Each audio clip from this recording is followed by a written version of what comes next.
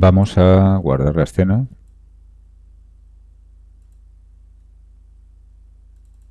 Como 004.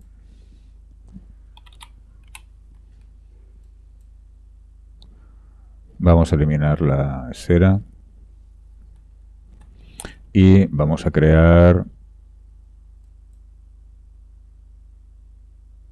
un plano. Y vamos a crear también un par de objetos. Una esfera. Vamos a poner aquí. Y un cubo.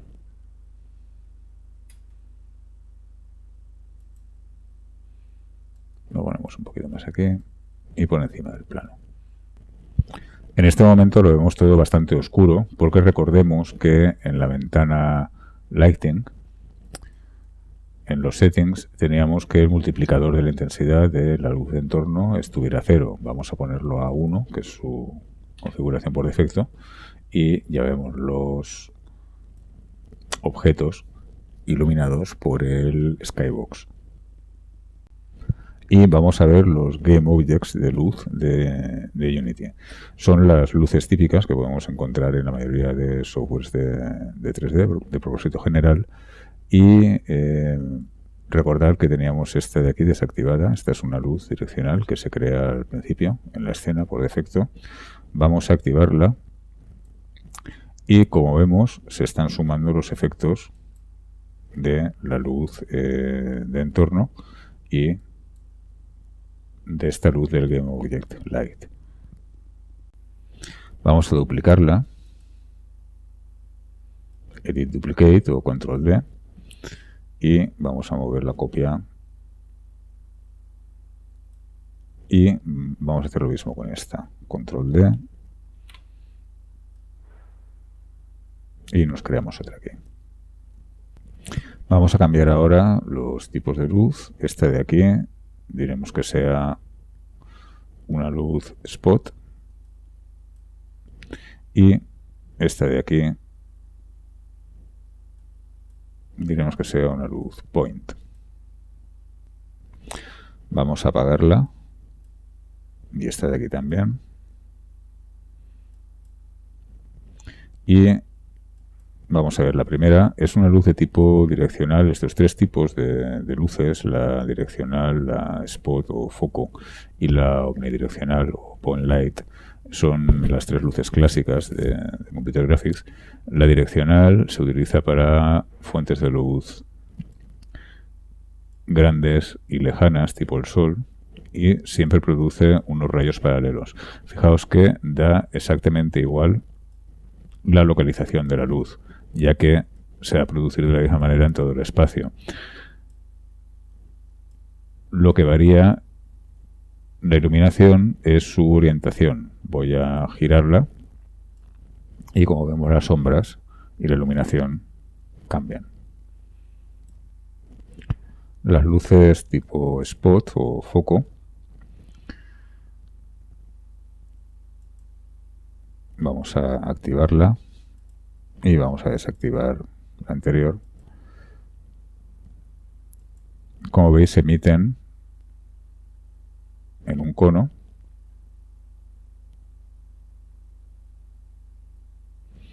y sí que varía la iluminación con su posición y también con su rotación.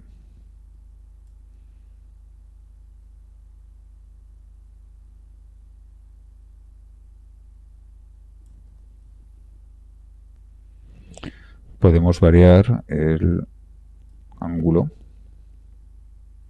para cubrir un área mayor y si desplazamos la luz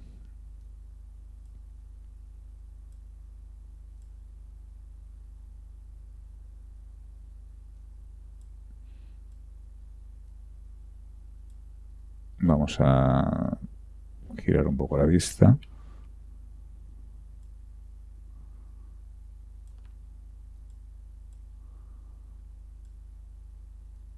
vemos que con la distancia pierde intensidad. Esto no ocurre con la luz direccional. La luz direccional mantiene, vamos a verlo por el otro lado,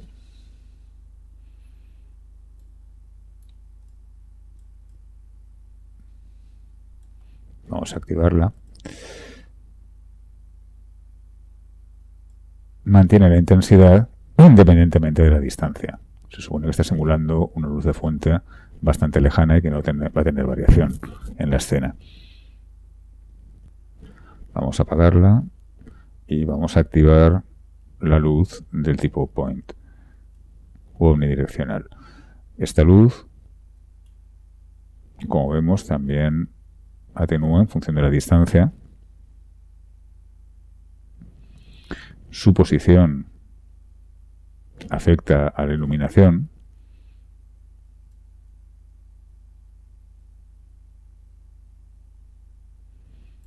Pero su rotación es indiferente.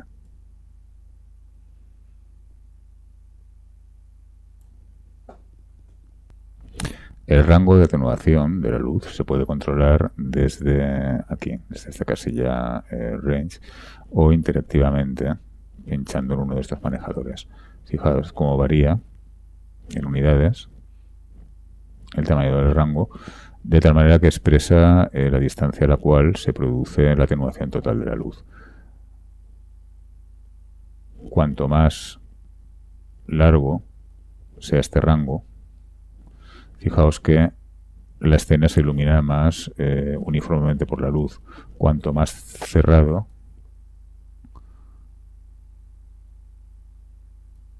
más se atenúa la distancia dentro de la escena.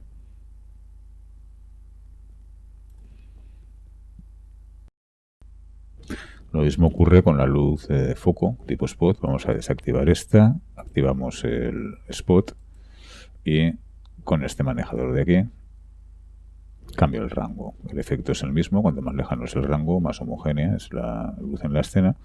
Cuanto más pequeño es, más se atenúa dentro de la escena. Y por lo que hemos explicado, vemos como la luz direccional no tiene ese parámetro. No podemos dar una atenuación, ya que va a ser siempre uniforme. Para navegar la escena, ahora mismo tenemos la cámara puesta de tal manera que nos resulta un poco incómodo empezar. Vamos a utilizar una utilidad bastante buena que tiene Unity, y es alinear un GameObject con la vista. Selecciono la cámara principal y en GameObject le digo Align with View. Ya se ha alineado la cámara en el espacio con la vista. Aquí tenemos la cámara preview y cuando ejecuto el play tengo un punto de partida más adecuado.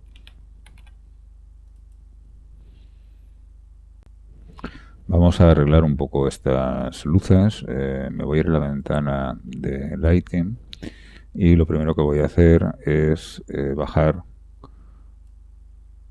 la intensidad del Skybox. A continuación voy a cambiar la intensidad de las luces. Aquí tenemos un valor que podemos ir cambiando y también su color. Voy a poner este foco blanco, por ejemplo. Tened en cuenta que está amarillo porque en principio simula una luz del sol, es una copia de la primera luz que aparecía en la escena, y que, bueno, tengáis en cuenta un poco la temperatura de color. Es decir, si queréis luces cálidas tenéis que hacerlas un poquito más amarillentas. En este caso la voy a poner blanca del todo. Fijaos con que he bajado bastante la intensidad de la emisión de la luz del Skybox. Se sigue viendo todos los objetos de la escena bastante rojizos. Si abro otra vez la ventana Lighting, veo que si le quito totalmente la luz, la intensidad de la emisión de luz, el objeto se sigue viendo rojizo. Esto es porque tenemos el multiplicador de reflexión a tope. Si se lo quito, el objeto se ve gris, iluminado por esa luz blanca. Ahí puedo ya ajustar mejor la intensidad. Voy a ponerle 10.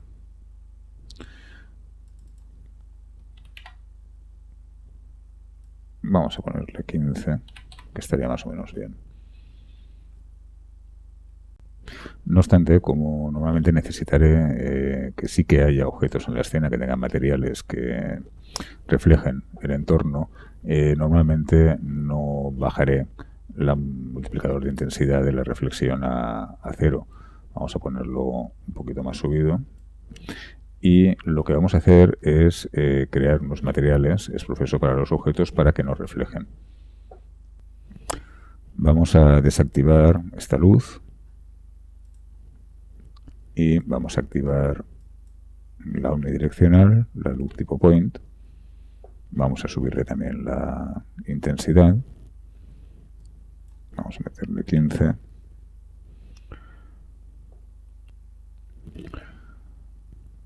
Para cualquier luz podemos proyectar sombras o no. Ahora por defecto estaba en sombras duras. Vamos a decirle que no tenga sombras. Y vamos a decirle que tenga sombras blandas.